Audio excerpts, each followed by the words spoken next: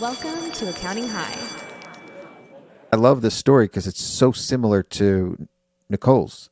To Nick, she left the firm she was working at, and her parents tried to get her to stay because benefits and everything else. You need a good job, but now she's starting a fitness club, San Francisco area, so the Bay Area. Cool. The similarities. That was I have a real deep passion for health and fitness, and work out every single day. I work out there 5-6 days a week. So that's dope. Yeah, cool. Another PE teacher at Accounting High, another person at the PE, and one of the coaches here. This is dope. Let's get into it. Let's get into the first tip for making the varsity team here.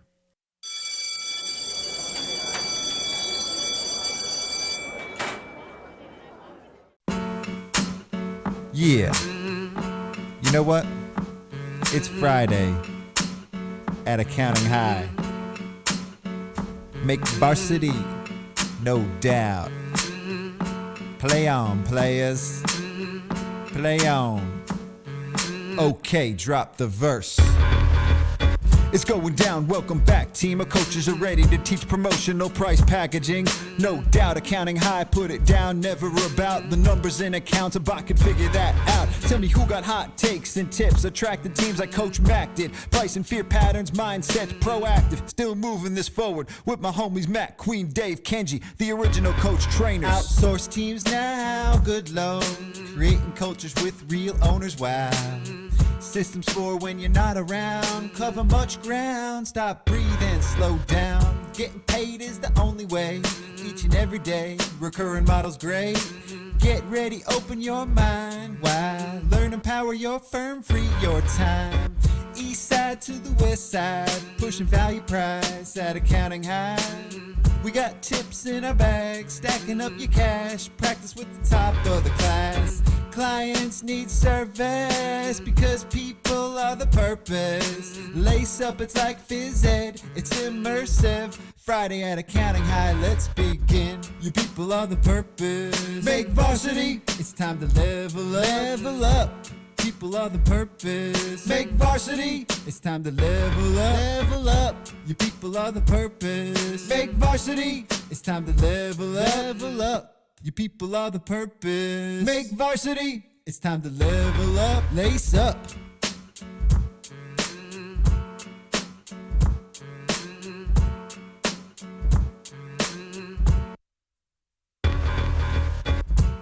Introducing the star of our show, Scotty and Michelle Weinstein. We're gonna have a problem here.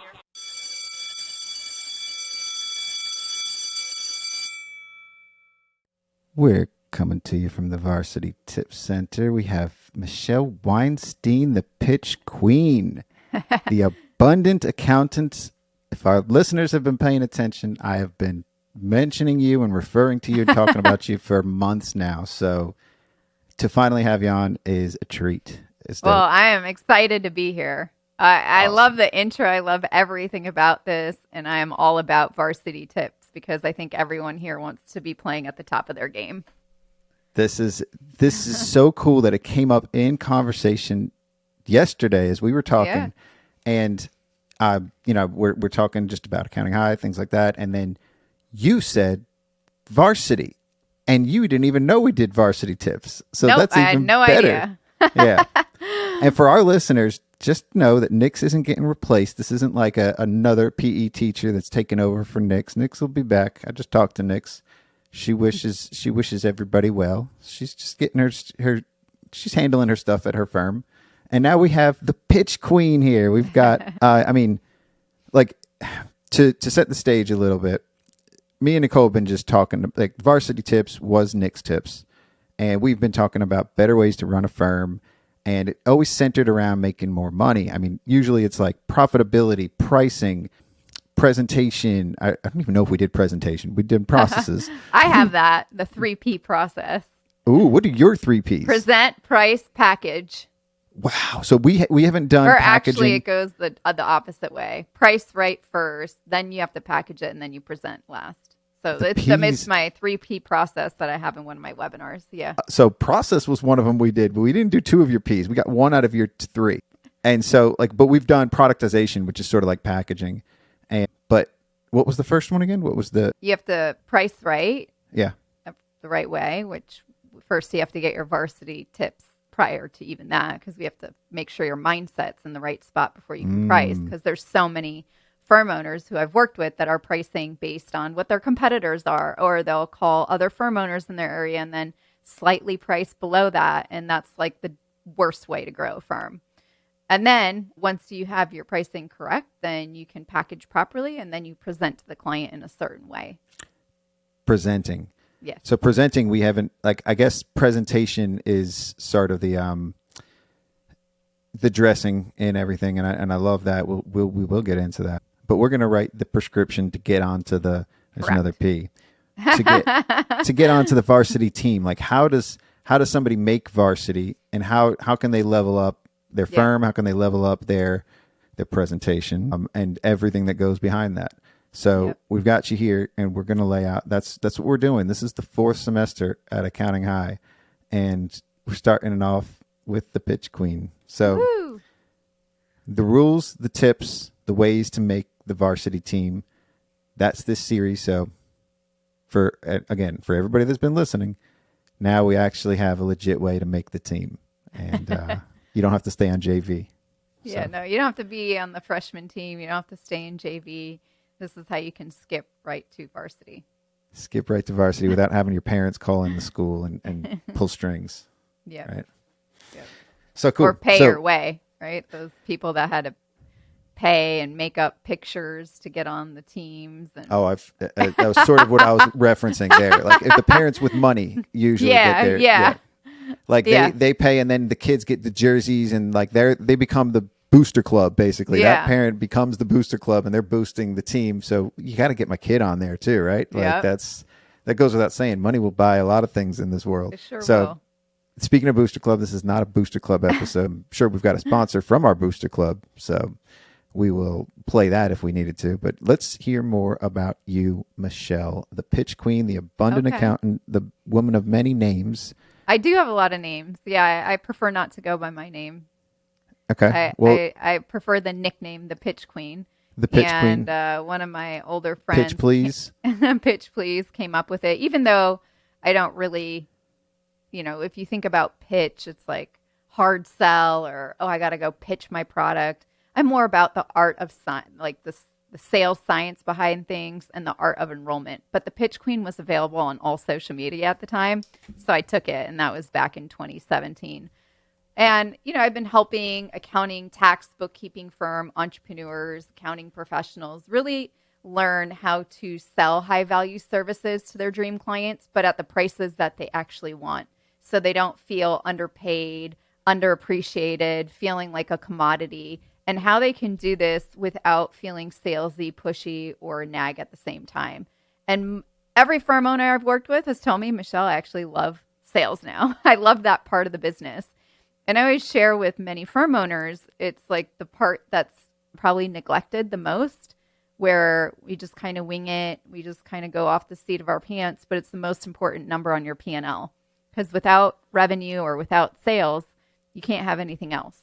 So if we don't know how to enroll clients, and that's what we're going to talk about, some of the foundational tips to be on the varsity team of your firm, that's what I've done since 2017 now, 2018.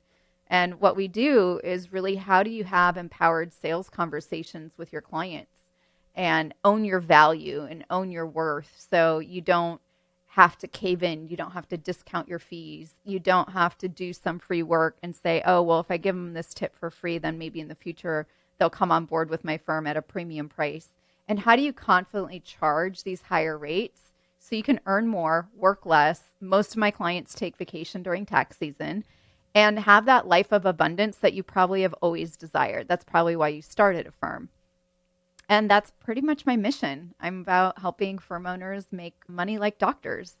And I have a unique proven sales system on how we do that here at The Abundant Accountant. And if you want to learn more, you can go to chargehigherfees.com. And that's how most firm owners end up adding to their base revenue. So whatever they were at before to where they're at now, most of them add anywhere from 10 to 50 grand in just an 8-week period. And most of them double or triple their base rates on whatever they were doing. And I'm talking like bookkeeping too, or planning, or advisory work, or consulting work, and even on their 1040 business. So that's what I do, and I love it. How did you get that URL? What was it? ChargeHigherFees.com. You can learn more there. Yeah. How did you get that URL? I would I think went to that would be already taken. GoDaddy.com Yeah. and I bought it. Okay. All right. It was available. Yeah, It was. Yeah. It's a good URL. Yeah. All right, I like so it. And hopefully Earning it's more, memorable. working less. Yeah, no, it is. It is. Well, I didn't remember it, but I don't have a good memory. I remember it now. So, earning more, working less. Yeah. Some of the things I say a lot here is like, free your time, open Yeah. your mind, grow your bottom line. Right? Yep. You know, free like working less and making more. Obviously, you know, it should be an incentive for anybody to make that first step or to do something. What are some of the objections you get from people that are reluctant to work on this? So working on it with me, Michelle, I don't have time. Oh, next month might be better, you know, and a lot of my testimonials that you can see on my website, that's at theabundantaccount.com. They always say that there's never a good time in this industry. You always have a deadline. If it's not April, it's October or it's March, or, you know, there's always something. But if you can nip it in the butt right now and change the bad behaviors or the things that are driving you up a wall, I always say an investment of a few hours now will save you over the lifetime of your firm, you know, 8, 10, 100% more time over the long haul. It's just you have to carve out the time, and there's never a good time. What other things do I hear?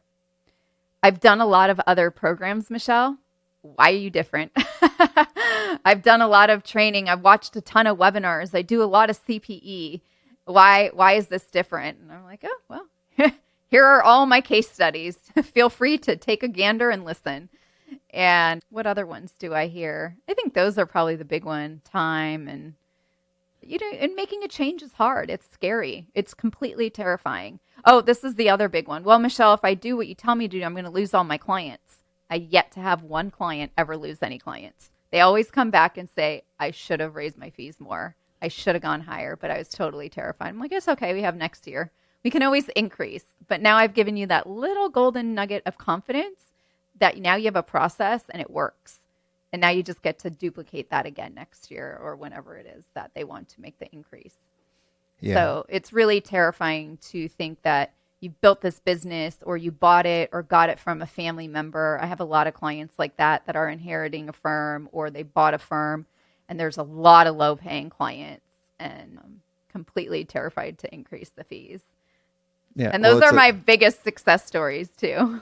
So, of course, yeah. So it's like we fear rejection too, and that's something that we will avoid at all costs. I think all humans like have that. Yeah. I mean, that's just built in for us, our survival instinct, and we know that in our mind maybe there's that one client that we probably would lose if we did all this, but there's every other client that are probably waiting to say, I was waiting for you to raise your fees. Yeah, Like, that's mostly the feedback. Like, it's about time. And to be honest, most of your clients know they're getting a good deal, and they're not going to say anything. It's up to you. Your clients need to be led and they need to be guided, and it's our job to do so. The problem is that we're so scared inside and we're so terrified, and that we need that revenue. You have overhead, you have a staff to pay, you've got all these things lined up that if you make a change, you might go into the negative. And that's just a scarcity mindset. So we do a lot of shifts on the mindset and the beliefs that you currently have. And we're going to touch on them today a little bit. And we really dive deep because that's one of the biggest shifts. And I had a woman, I'm actually going to put this up as a testimonial ad on my retargeting. So if you go to the Pitch Queen Facebook page, you'll definitely see this testimonial come up in the next couple days. But she was sharing how she's done so many trainings over the last 40 years of her career. And this is the first one that she felt will actually create the differences and the changes she's always wanted in her firm. And she goes, well, maybe it was because of the monetary investment. I say you always get what you pay for. If you want results, you get to pay a premium. You get to invest in the best. And here at The Abundant Accountant, we only work with accounting, tax, and bookkeeping firm owners. We don't work with any other industry. So I know exactly everything that you've gone through. I've sold tax plans of 30, 40, 100 grand tax plans. I've sold bookkeeping services. I've sold advisory services. So if I can sell this, I can teach it. Yeah, for sure. Yeah. And you get what you pay for. And you never hear anybody say they're good, but they were cheap. Like, No, there's you no know, such thing. right. Yeah, you know, so it's something that they can turn around and say to their clients, obviously, too. Like, you know, you get what you pay for. Yeah. So if they are not charging high enough prices, then their work shouldn't even be that good quality either, too. Exactly. Like and it typically isn't, because that's when you get busier. That's when you hit capacity, when everybody's saying yes and your sales efforts seem effortless because everybody's saying yes. You should have, and maybe we'll get into this too, but your close rates, you know, probably are going to go down in that case too. Of course. Yeah. I had a gentleman the other day. Michelle, we get every client we ever talk to. We have a lead problem. Okay. You know, a lot of you firm owners think we have a That's lead a confidence problem. builder too. And what's in the reality of it is that you have a conversion problem. If you are converting every client at 100%, you're not charging enough. You shouldn't be closing more than, 40 to 60%. You have to do some price elasticity and some other things in your firm, but it all starts with your mindset. There's no way I could help that client or that prospect out. He was set. He's like, I have a lead problem. I need more clients. I know I'm undercharging. I charge less than this. It sounds like, you have a great plan. It sounds like you have a great strategy. And I said, why did you book a call with me? Why do you need any help? Well, I know I could do better. Well, until you admit you have a problem, I can't help you. And sort of like what we were talking about yesterday, my whole thing, and with you and your firm, you want to look at it. And my boyfriend's an addict, so I can talk about him. I can talk about being an addict because I'm an addict. Yeah. As well, okay. So I said, I've noticed he is a sugar addict, which is actually worse than probably cocaine. At least that's what we've been told. I think sugar and flour too. Yeah. So his is sugar. I mean, it was to the point where you go to different 7-Elevens and get donuts and ice cream and all this because he was so embarrassed. So then he'd go to the next one down the street and the next one until he would stuff his face until he was so sick. And then one day he said, I am an addict. I need help. And he's part of a 12-step program now. It's a little bit harder to get sober off that because even a honey glazed Everything salmon has sugar sugar in it. Yeah, it's really everything. It's really difficult. He's in a difficult spot. But my point is until you admit to yourself that what you're doing in your firm isn't how you want it and you have a problem and that's why you need help, there's no one that can help you. So with that gentleman who's closing at 100%, I said, I wish you nothing but the best, but I can't help you because you think everything's great. And move right along. So that happens too. That's a form of an objection, but it's also a form of someone who I don't even want to work with. I think it's somebody's getting their ego in the way a little bit too. Yeah, totally. Mm-hmm. Yeah. Pride is in the way. I'm good. Why would Yeah. they even book a call? Obviously, like that's Right. so. That's all right. Yeah. So that's a little bit about me, the objections I hear. And yes, if you... well, you didn't tell me how you got into accounting and how you niched Oh, into how accounting. Okay, well, I can give you a little synopsis on that. I don't know Sure. how far back we want to go, Well, but we usually go as far back as high school on this show. yeah, but that's true. High school. So I played basketball, ran track, and then went to college at the University of Arizona, got a degree in finance. Oh, dope. Yep. And then realized that I was a cocktail waitress and I made a lot of money. And then I got a job at Moss Adams as an analyst. So I'm sure a lot of people know that accounting firm. And I moseyed my way into the M&A group. So I was always working in the mergers and acquisition department. And I realized that the corporate gig really wasn't for me, and nor was the cubicle life. So I also got a part-time job at Nordstrom selling upscale women's clothes. And I realized that a lot of it was based on customer service. And it sparked the beginning of a sales process that I realized really works.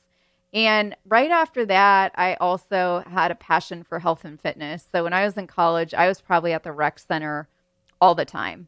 And not only was I laying out, but I played like club lacrosse. I was at the gym doing cardio. And I started outdoor boot camps.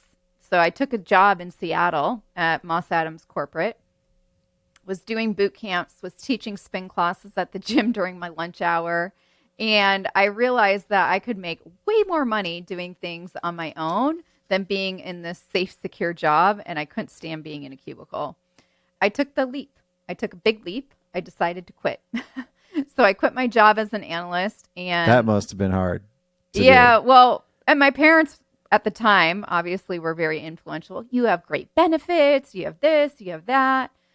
And I think I was only making like $35,000, $40,000 a year at the time. I have no idea. And I'm like, well, after I have to pay $500 or something for a parking spot in downtown Seattle, make the drive, sit in traffic, I'm like, this is just ridiculous compared to what I was making as a cocktail waitress. I was teaching all these fitness classes. I started a boot camp right there on Lake Union. I'm like, no, I'll figure this out on my own. And then That's empowering. at yeah, that I was point. really passionate about health and fitness, but then I love numbers. And I said, okay, well, what can I do like this financial analyst background, but like in sales? Because I know I'll make more money in sales. Sure. And I love to talk to people. Like being stuck in a cubicle was not my thing. I always found myself at lunches with all the partners of the firm, sitting there listening in.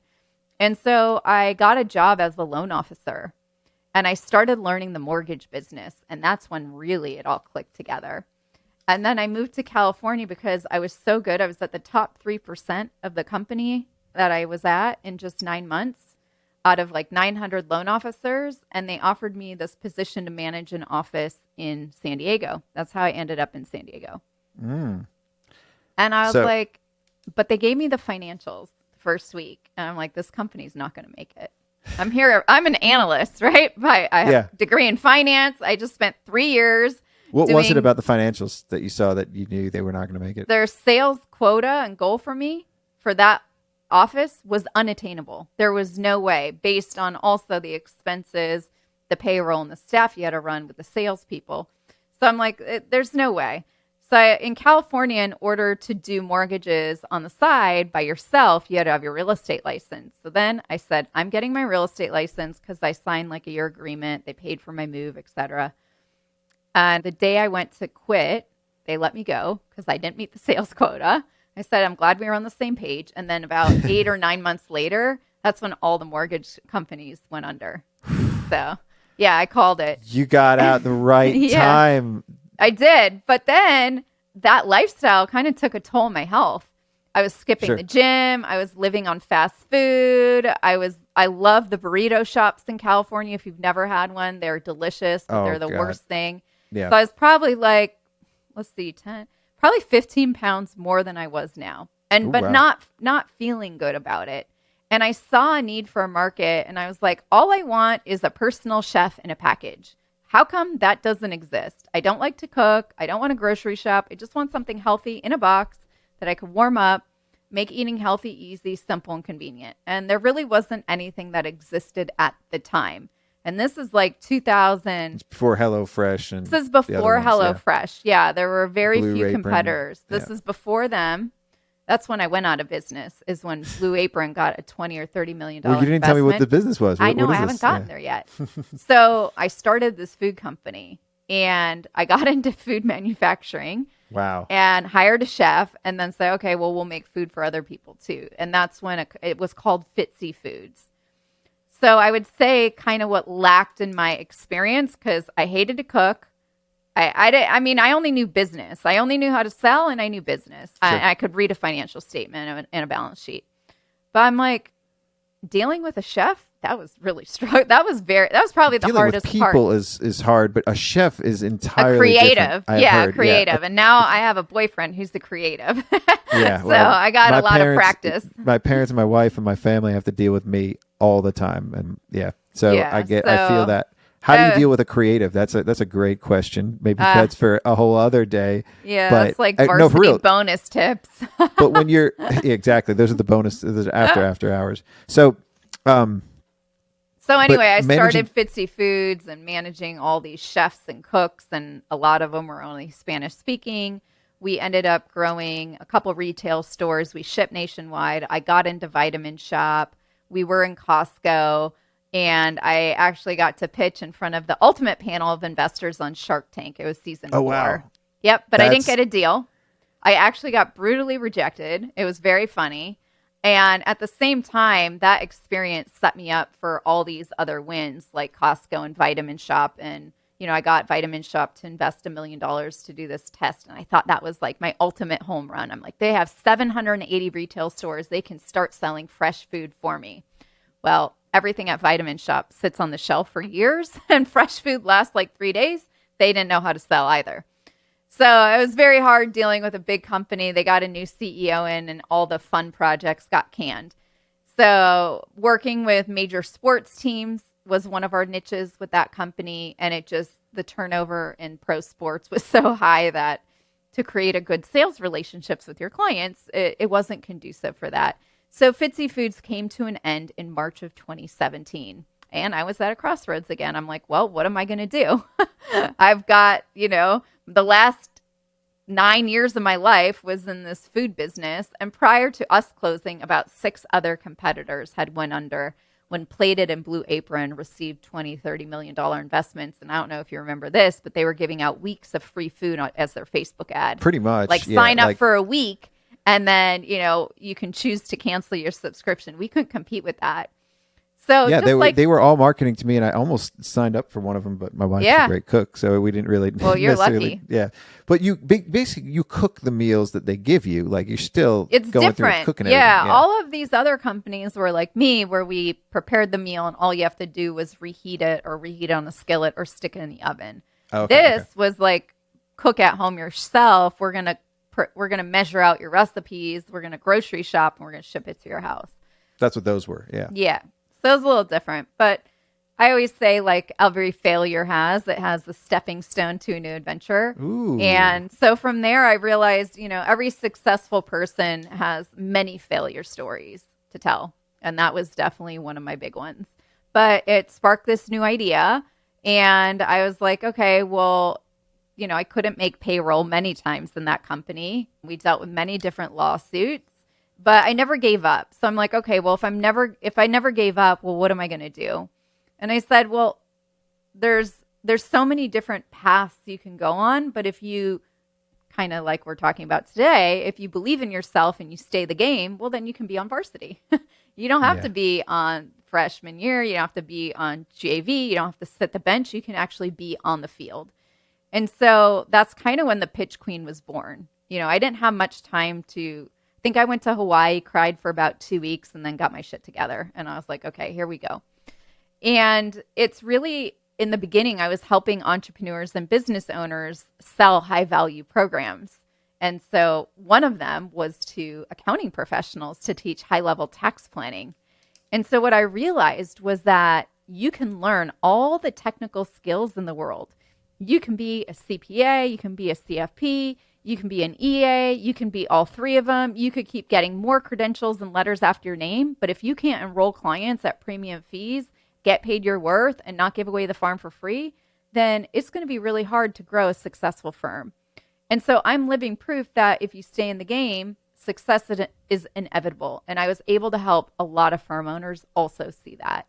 And so that's what I do now every single day. I was helping sell for a friend's company. And from there, I had over 1,000 conversations with different firm owners and learned that you can have all the technical knowledge. But if you can't communicate, connect with your clients, and do your 3 Ps, price, package, and present the right way, it's going to be really hard to grow a firm to 6 and 7 figures and work part-time and not burn the candle at both ends and grind 14-hour days, be exhausted, never see your significant other, neglect your kids, and go, why am I doing this? I might as well just get a job. And that's where I see a lot of firm owners are. And it's a message I share with passion every day, and I love it. I love my weekly coaching calls with my clients. I even just started the Abundant Millionaire Mastermind program for my graduates. Yeah, it's on Thursdays, so now I get to coach twice a week, and I'm very excited about that. Did you say graduates? Yeah, I did. I said graduates. So my students go through what's called an 8-week sales mastery training, where they get the foundational steps and create their sales process. But anything to become a master, you have to have mastery in it. So sometimes it takes longer for people to become mastery.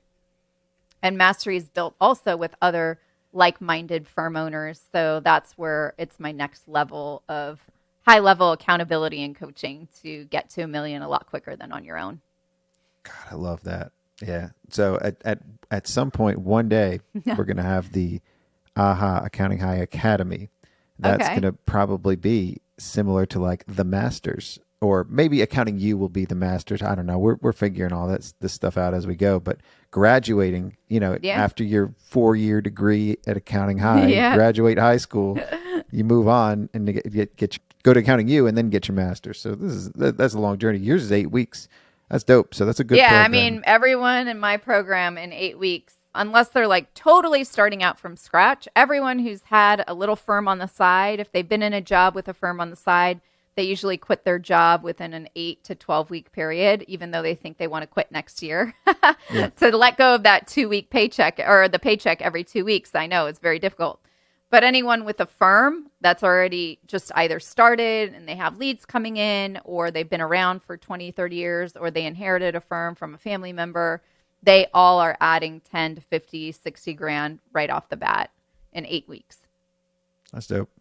So you got a lot of good alliteration as you were talking. You said communicate and connect. Yep. We were going to start doing C's also. We did a ton of P's. We did like 32 P words. Wow. We're going to start doing C's after that. So this is a good start. There. Okay. And your Millionaire Mastermind. So let's go back out. I love this story because it's so similar to Nicole's.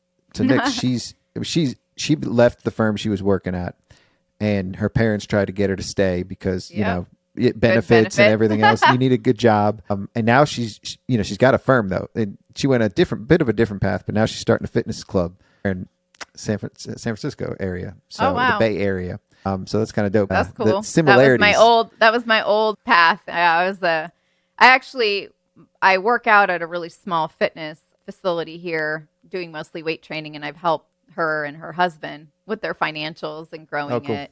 Yeah, so I mean, I have a real deep passion for health and fitness and work out every single day. Not interested in that business model at all, but Well, that's how she started. Her niche at the firm was fitness and like specialty, but then she Okay. realized quickly, nope, like that's Yeah. not going to work. Yeah, no. I'm good.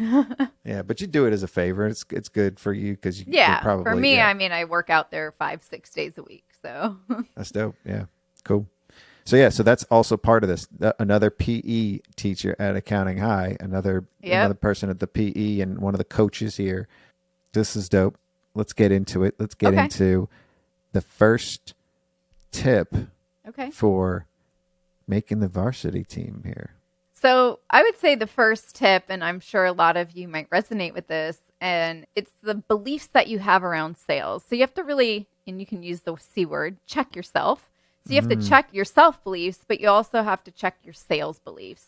And they're a little bit different. So your sales beliefs could be like a belief is basically a certainty that something is true. So for example, why don't you tell me, Scott, what's a belief that you have around your sales for the firm before you kind of stepped out of it? Ooh, good question. Belief that something is true. So Yeah. what was about sales? Yeah, so like a belief, they're either ideas, they're attitudes, they're what we think is possible. It's what we're capable of and what we deserve. But beliefs kind of act as this filter through which we view things and Ooh, attach okay. a meaning to it. So it could be like sales is hard, or sales I don't like because I'm always rejected, or Okay, so I get it. My beliefs. I've always been good at sales. I've always been like Okay. a salesperson at heart, and I've always been selling something my whole life. I've always been a hustler. Yeah. Always been selling. So I've always believed that if I am convinced in what I'm selling and I believe in it, then everybody else should, and there's no reason to say no. So okay, I great. I get very I'm very passionate about whatever I'm selling because Okay, good. it seems like a no-brainer. Like, why wouldn't you? Basically, Okay, perfect. That's so one that's of my a beliefs. belief, right? Yeah. Now, sometimes there's a limiting belief. So that would be a belief that narrows the range of choices, behaviors, or responses that maybe you would get from a client. So A limiting this belief. this is good. So this plays into, and I don't want to interrupt, but Yep. this plays into my belief in, if I believe in it, but if I ever have my own doubts on what I'm selling, I can't sell it to anybody because I don't believe in it. So once something cracks in that belief and it doesn't mix with, like, if something ever happened with Apple, like I use Apple as an example because I love Apple products. I love everything Me about too. Apple. I could sell them anybody to Apple, and everybody should be using Apple products and be in that bubble. I understand that it's not for everybody, but if Apple ever did anything to break that, it would shatter my entire worldview, like Yes. belief system. And the same goes for anything that I would be selling. If I didn't believe in it at a certain point, then no, I basically create this limit on the entire thing, and I couldn't have anything to do with the whole thing. It's like, so that limit right there, I when you said limiting, like So another limiting belief a lot of firm owners have is like one I shared earlier, is that if I increase my prices, I'll lose all my clients. All my clients will leave me. That is a limiting belief, because why it's crucial to be able to look at whatever the beliefs are, it's how you're looking through them. What is that lens that you're looking through them? And if you if you believe that that's true, then you're never going to be able to make these changes. So you've got beliefs, and then you've got some limiting beliefs. So some other limiting beliefs that might resonate with someone listening, or maybe even you've had, Scott, is selling is manipulative, sleazy, or pushy. yes, that's what a lot of people say Yes. all the time. Great. Like that's Or a firm owner might say, I'm not a natural salesperson. I'm not good at sales, or I'm not good at selling. So that's I what own one of an my accounting guys, firm. when I was transitioning him into sales, that's how he felt. And every time Exactly. I was selling something, he would feel like that too. He would almost feel like that I was being that Yep, salesman. manipulative, pushy. Yeah. Yeah. Okay, great. Another limiting belief that some people here might have is people only buy based on price, so I can't charge higher fees. Or another one could be, you know what? I'm lucky to have clients, so I can't be picky about who I work with.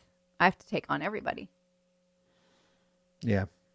Both of those are like, I'm firmly against both of those, and we talk about that a lot. Like that's and this is a common belief though. But these are the ones that profession, yeah. sabotage you from changing your firm, from doing What about something people being different. in denial of those? They think, you know what? Do you ever get that too, where somebody thinks they don't think that way, but then their actions prove otherwise? Totally. And those are the people I never help. Because Okay, you can't, okay. until you're like, okay, I noticed it. This is limiting me, but I am also open to a change and seeing something different. Again, it goes back to being an addict. First, you have to admit that you're an addict. First, you have to admit you have some limiting beliefs that are holding you back. If you want to keep being held back, more power to you. No need to make a change. You just stay. Or, some people might also have this belief that I'm in the business to help people, not to make a fortune. So if I'm helping someone, I just want to answer all their questions. I'm a people pleaser. I hear that all the time. All the time, right? I'm Yeah. a people pleaser. I'm supposed to help them.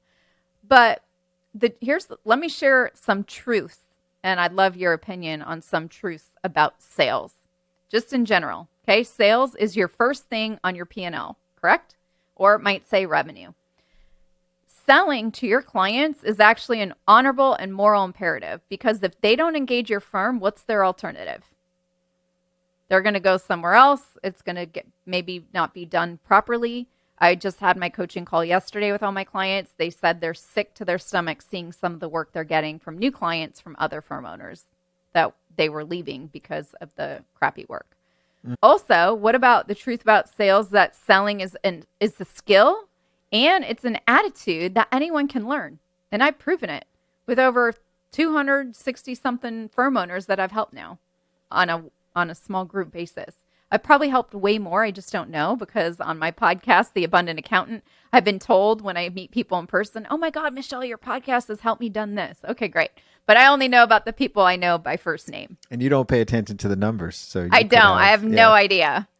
I have no I would idea. assume that you have a much bigger listener base than us. And, so that means that you're definitely touching more than 400 people, 500 people. Like you're reaching far and wide. You know this. Yeah. Yeah, I know I am, but that's my pro bono work. That's like, hey, I'm here.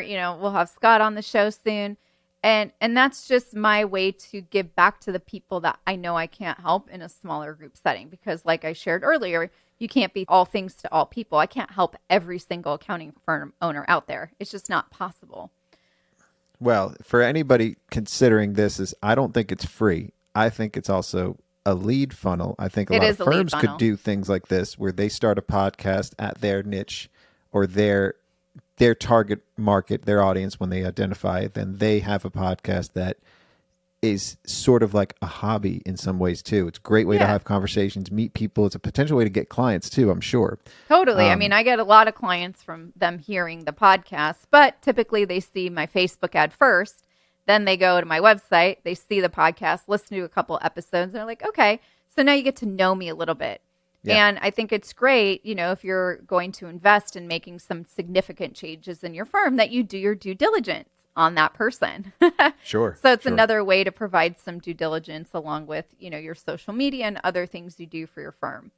But it's also a great way to provide knowledge. You're all smart, you're all intelligent. And that was one of the things when I closed Fitzy Foods. I said, I want to work with all really smart, intelligent people, very high level. And that's what I got. So I love what I do every single day. Dope. Yeah, it's very rewarding and fulfilling too, because you're serving your purpose. Like after going through all your other phases. Oh yeah. Like your purpose, what you're passionate about, and you're able to do this now. Like and I've hired employees. I know how hard it is to find good help. I've got ways and ideas that are different than probably what you've learned. So I bring different elements to the table for sure. Yeah. So back to some of the truths about sales. Breaking beliefs. This is a huge one to really get your head wrapped around, because otherwise it's going to be very hard for you to get on varsity. You will still be in JV, and being on JV or being on freshman team for your whole 4-year high school time, it's very similar to you being in an accounting firm and doing the same amount of revenue every year. And then every tax season, you go to yourself, I'm not going to do that again. I cannot have another year like I just had. And if you have any of those thoughts, that's because you're not willing to look at these truths about your current sales beliefs, your self-beliefs, and committing to making a change and admitting that you have a problem. And there's so many firm owners, Scott, that I meet. They're like, yesterday I have another testimonial ad that's going to be going up. Tommy, he goes right out the gate, I wish I would have done this a lot sooner. And I'm like, yeah, I pretty much hear that from every single person. And it's just because we get in our own way, and you have so much work in our own way. Yeah, you get in your own way, and there's so much work in front of you every day. And then you're exhausted and you're depleted, and you just do it again. And you're fueling yourself off coffee. Your health is taking a toll. You're not putting yourself first. And when we do that, it's really easy to just stay doing what you're doing. But a scarcity mindset will never give you the success you want. And that I can promise you is very true. And to be honest, too, as a firm owner, you should be compensated in direct proportion to the amount of service and value that you provide to a client. And how do you determine that value? Oh, well, that's a whole nother conversation. So we're going to talk just about the beliefs today, because otherwise we can't really determine our value if we still think that all those other things are true. It wouldn't make sense. We'd have a clashing department. I'm just a student back here. I know. You could tell me to put my hand down. Yeah, put your hand down, Scott. But in reality, and other people have proven it for you, that you could possibly love selling.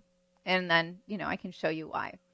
So when you're selling, and think about this, Scott, when you were in your firm before you stepped aside, selling is really just a skill set to discover what someone needs and wants are, and to skillfully guide them through a decision-making process. An analogy I like to use is, have you ever been to like a museum in another country with a guide and they take you down a tour? Like around the Not museum? yet, but I will be when I go to Italy for Expensicon.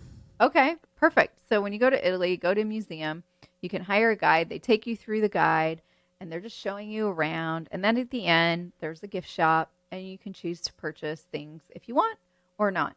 We are no different than guiding our clients down a process through the museum of whatever. We could just say the Louvre in Paris.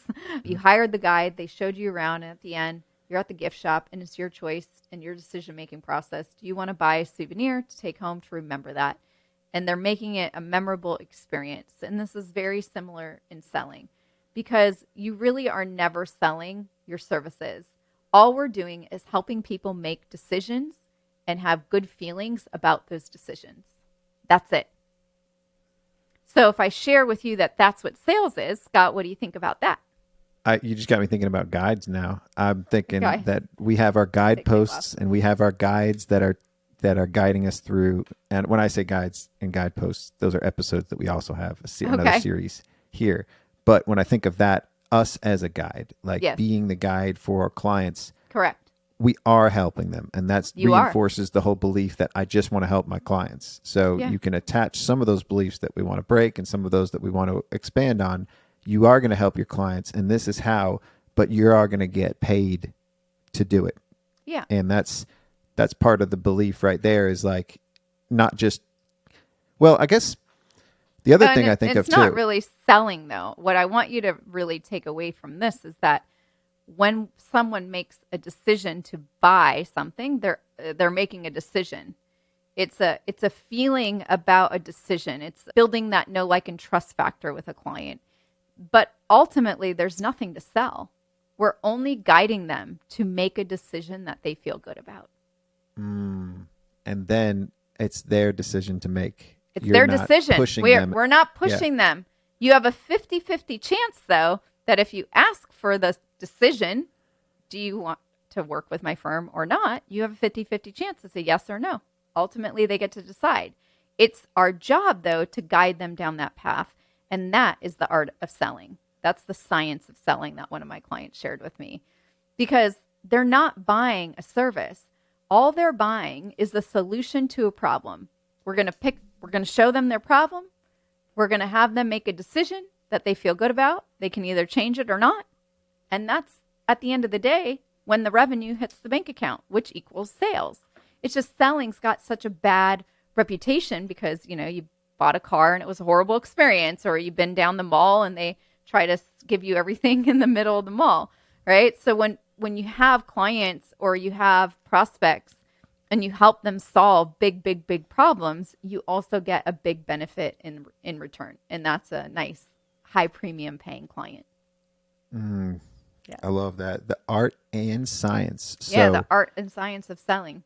definitely one of my two clients separate told me- classes. It Two is. separate classes you're blending together. And I don't usually hear, because usually some people say there's an art to this. It's not a science.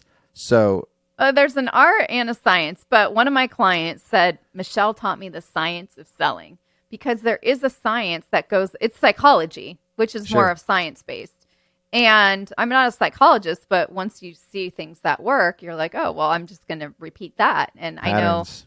patterns, yeah. And firm owners and accountants, you guys like systems and step-by-step processes, and that's all I do. But we're just creating that guide as if we were in the Louvre of Paris and hired the guide. And all we're doing throughout the whole process is helping people make a decision, which is the end goal, that they feel good about. They have to feel good about the decision to hire you. Yeah, So- they have to own that decision, and then that creates an entirely different relationship on the onset, because then they Correct. don't feel like they were convinced. They weren't anything. convinced. Yeah. Like You don't have to prove yourself to them every week. That Like, C word should not be in accounting high. Convincing convincing. is the worst word. It's like the 4-letter word. Like, you do not want that word. We don't convince anybody. We don't sell anybody. That's we just, like the other 4-letter C word that we're Yeah, not going to refer to exactly. either. Yeah. Exactly. So So- ultimately, if you believe in yourself to give a good tour, and you believe that there is a possibility to have a happy life, and that you don't have to work 14-hour days, and that you can take vacations and spend time with your family, then you can have this thriving, abundant firm that you probably have always dreamt of, with a lot of revenue and a lot of profitability. But really, until you can see that for yourself, no one else can believe that until you see it first. Oof. This is good stuff, because I also don't have a way to convince my team how to sell, because I can't put Because you that can't stuff into convince words. them. You can't convince them. It's not just that. Like, I'm never going to convince them. I know this. Like, I know you can't really convince somebody of anything. You can show them the way, and then in turn, they eventually figure it out, or they don't. But people can get in their own way too. But if you can show somebody the way, guide them, and I'm talking about this for me, for my team, which I think a lot of other accountants are in that position where they're happy with the way things are, but they're not pulling in a lot of new business because they don't want to have to convince anybody of anything. Right. And that's just another belief. But if you think about varsity, you have your head coach. Your head coach is guiding the people on the, if you're a basketball, there's 5 people on the court. The head coach is guiding them through decision-making processes. Do you want to take that 3-point shot? Do you want to pass the ball? Do you want to give it to the point guard? Do you want to give it to the front person? Like, all those are decision-making processes, and all the coach is doing is guiding them, aka selling them on what's the best idea for them to win the game. So I need to be the head coach for my Correct. You firm. need to be the head coach. And it all stems from some of these beliefs. Because if you believe that you as a firm are worthy of everything that you guys want as a firm, then you'll naturally find yourself charging what you're worth. Your team will do that, and so on. So the head coach is about guiding the team through this process the same way. It's not any different than us guiding our clients. And a lot of people, it's about too, belief. It's about not belief. Convinced. It's correct. You have to it's about believe and have faith. Have in, faith. in yes. that. It's the weirdest thing. A lot of people get it wrong. Like, I got to convince my person at the work to do this, or I got to. It's not confidence, it's not. and it's not convincing people. It's faith and it's belief. Right, because if you believe it, it guides the others to follow suit. Well, confidence. Sometimes people. The reason I bring up confidence is because sometimes people believe if you're really confident in what you're doing, then it's going to work out. But if you don't necessarily believe in what you're doing and you're confident about it, that shows eventually too. Yeah. Yeah. And so having confidence without having faith or belief, you're not going to, So changing the beliefs is getting to the root, or to getting to the core. Changing the beliefs is the core of everything. So if you're not getting results from your team, it probably stems from the beliefs. But I think a lot of us hold back as well by, let's just say a firm owner charging for that expertise that you're really great at it, just because of the fear of seeming salesy or pushy, or you had to convince somebody. But it's really not selfish for you to, charge a client who really needs your help. No, none of that's selfish. And that's another belief that people may have too. It's just another belief. Yeah. So we get in our own ways. Yeah. And sometimes we think we're doing the best. Like, sometimes it's with the best of intentions. Yeah. That we get in our own way, but that's what they say about the best of intentions. So let me give you an example on how you can shift a belief. Okay. So there's the good old saying called be, do, have. So you get to choose who you want to be, and then you need to do that in order to do what you want to do. And then at the end of that, you'll have what you have. So when I first started out in 2017, I can't tell you, Scott, how many people tell me it was a stupid idea to start a podcast. So my first podcast was called Success Unfiltered. And I said, I'm going to share people's success story through an unfiltered lens about the real stuff that they have to deal with all the time. Like, and ironically, you're talking through a filtered pop filter right now. Yes, I am talking through a pop filter right now. Exactly. But how did entrepreneurs like Justin from Justin's Peanut Butter make it, and what are the struggles he had to go with, or other companies that had to close their door that were willing to be honest about it? Sure. So I said, okay, well, who do I need to be in order to do those things that I need to do and have a successful podcast? Because everyone around me was like, you don't know how to interview people. You don't know this. You don't know that. Well, that's what you were listening to. That's what you were Right. paying attention to. I'm sure there were some people that were saying you're doing good, but you weren't paying attention to them. Well, most of it was pretty negative. Okay. So the negative could be from outside, or it could be your beliefs on the inside. I'm not good enough. No one will pay me that much. My clients will leave me if I charge more. All those are the same thing. So I said, okay, well, who do I need to be? And at the time, a friend or colleague of mine now, or whatever you want to call him, John Lee Dumas, had a very successful podcast, Entrepreneur on Fire. I said, I just need to be John Lee Dumas. When I do my podcast, I'm going to know him? Yeah. He was a client of mine. He's very successful. His podcast is amazing. Like, that's he talks about their numbers too, and that was big inspiration for me as I started doing this. I was like, oh, wow, damn, you could do that with a podcast? Yes, I think I did an interview with him on his show in like 2017. Oh, dope. He was a client of mine at Fitzy Foods. We would actually ship him and his wife now food to Puerto Rico when they moved there, and he lived in San Diego. But I said, who do I need to be in order to have a successful podcast? And I said, I need to be John Lee Dumas, because hearing the outside stuff, getting Michelle down isn't going to work. So I said, okay, when I do an interview, I'm going to put my John Lee Dumas cap on. I'm going to do the podcast as if I'm John Lee Dumas, and I'm going to get in that mindset. I'm going to listen to an episode of his. I'm going to remove all the outside chaos and the chatter in your head, and then I will have a successful podcast. So I said that was who I had to be in order to get what I wanted. And then I started this podcast in 2018. I stopped the other one after a few years. I had tons of sponsors, and I said I stopped it because I niched to only working with accounting, tax, Sure. and bookkeeping firm owners, and there was no point in doing two. That was a lot of work. You evolved. You evolved, yes.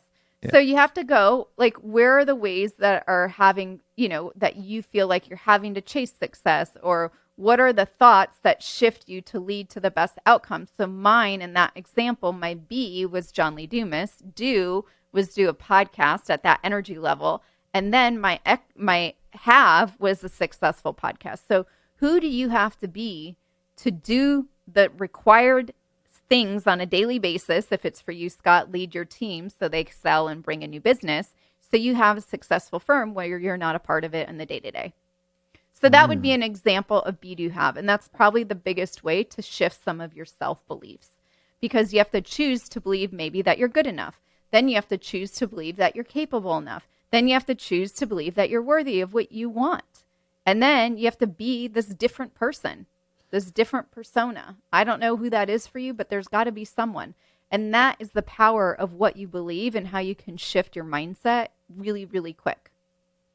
I love that. There's touches on so many things right there. So the belief, it's almost like part of it's almost like faking it till you make it. Like you're putting on that cap, or you're also convincing But yourself. you're not faking anything. You're You're not basically faking anything. Yeah, you're not faking it till you make it, because I don't really believe in that. Okay, I think we should okay. all show up as our authentic ourselves and everything else. But sometimes you just have to get out of your own way, like we were talking about earlier. You're like, Well- there's just some beliefs that you have from your childhood. There's so much baggage that everyone's carrying around every day that if you're like, hey, I want to have $1 million firm, but you have this belief that you don't deserve any money, you're going to have clashes all the time.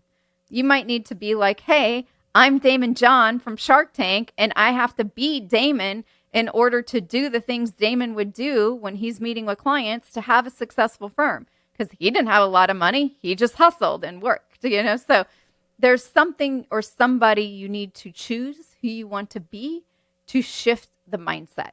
Because So when I you, think- go ahead. So I think the faking it is convincing your ego, your conscience, your convincing yourself and Yeah. faking it to yourself that you are somebody else. So then you actually believe it until you actually believe it. Not necessarily like faking it like in the wrong sense, but more so tricking yourself. And those are techniques that I've done Yeah, all throughout my There whole you go. journey. tricking yourself. You've got to trick yourself, and you got to trick your subconscious and let it think those certain things so you don't get the negative self-talk. It's almost Yes. like it's a tool that you can have in your kit that like, Correct. what would this, and it's also like, what would this person do? And so having a mentor or having Correct. somebody that you look up to, that you've learned, somebody that you can look to as a guide, right? Yeah. In your life of where you want to be in 5 years, 10 years, you see their journey, you see what they did. Yep. So then you look to them for that, like, what would this person do in this situation? Because you need to leave your personal situation on the back burner. Whatever's Right. going on in there, it's not going to take you to where you want to go. Because if it was, you would have already maybe done it. You'd already be there. Yeah, you'd already be there. So we actually have to detach ourselves from the outcome and just focus on the process. And when we be this other person and we do the things that that person would do, so maybe it's like you're not going to watch TV and you're not going to do all these things, and you're going to go get a massage and put your workouts first and put yourself first, which most firm owners I've met never do that until they come and work with me, because I'm like, that's number one. that's how we shift this process. So when you get your sales beliefs in line and then you have your self beliefs in alignment, that will bring you to a complete understanding that selling has nothing to do with you. What a perfect, like, it sounds like you've done this before. So Just a few times. the beliefs. So when I said breaking beliefs, I was actually referring to Amy Vetter's podcast and her platform. And she talks about that. And she talks about, but a lot of it is mindset, and also James Ashford, who we talked about. Yes. And I'll be seeing him in a couple weeks too. So I'll mention you when, Okay, when I cool. see him. So like changing your mindset around certain things in theory sounds great, but practically Doing these are it the steps. is the different. Yeah. And it's not easy. It's No. really not easy, because you can convince yourself this is where you want to be or who you want to be, but then your mind takes over again, and then you get back into thought patterns that are negative, and you Yep. get back into old ways of thinking without even knowing it. So you have to constantly remind yourself. So there's got to be tools and techniques Yep. and ways to check in, and having an accountability person or having a coach or having somebody to help you do that is a way to get out of your own way. Yeah. Yep. That's dope. 100%. So when you think about all these reasons, like I was sharing, selling has nothing to do with you. A lot of us don't put ourselves out there, or we don't want to get rejected. But at the end of the day, none of this process has anything to do with you. We just guide the clients down a path to make a decision that they feel good about. If they feel good about it, they're going to want to work with you. If they don't, they just won't. But it has nothing to do with you. So we never want to let the no or the rejection slow us down, because that's another belief that can get in our way from getting us to where we want to go. So when you detach from that outcome, then we can believe in ourselves even more, especially when you do the be, do, have, and you're doing the things that that person would do. We can believe in our solution to the client's problem at even a greater level. And then we're always putting that prospect or client's needs first in the sales process, because all we're doing is guiding them down a path to make a decision that they feel good about.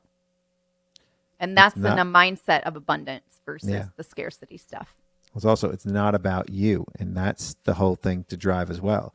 It is about you when it comes to the whole self-care, taking care of yourself. That's when it's about you. But when you're doing something, the outcome is not. Yeah. Yeah. So that sums up our self-beliefs, sales beliefs, and detaching from the outcome. And the only way you can be there, I'm just still going on with that. The only way you can be there for somebody else is by putting your mask on first. Yeah, So it's just like an airplane. Yeah. You're flying on a plane. They do the whole spiel with the seatbelt and put your mask on first before you put your kids on, because you can't help anyone until you help yourself first. That's a whole nother topic that I believe, I'm sure Nicole speaks a lot about that, considering she's opening up a gym. But it's the first thing we let go, especially like all the people during tax season. I didn't make it to the gym. I woke up in the morning. I went to my desk. I drank coffee. You're over-caffeinated. You're working. You maybe will eat some bad food, and then you'll go back to work, and then you'll come home for a little while, kiss your kids goodnight, don't spend any time with them, and then you'll go back to your desk at your house if you go to a brick-and-mortar office, and then you're going to work till 9, 10, 11 at night, and then you're going to wake up at 4 or 5 and do it all over again. That is no way for success, and that's not the life I think anyone wants to live. No, and it sounds like you maybe listened to one of her episodes too, because I didn't. Episode on PE. So one of the P's we did was PE, physical education, and that was that was sort of the basically all the tips. And then we went into also like the sex ed part of it too, and how like if you do take care of yourself, then everything else starts to work out too. Yeah. But that's a whole part of the self-care and showing up and being your best self, so you can take care of everybody else. Yep. And super dope. So let's wrap up part 1 of this class to make it on varsity team. This was dope. Thank you, Michelle, the pitch queen. Thank you for having me. The abundant accountant. Can you save the story for how you became the abundant accountant for the next episode? And we'll do a ... to be continued. Sure. Thanks. Appreciate you. May I have your attention, please? OKR is in the house. OKR is in the house. Accounting.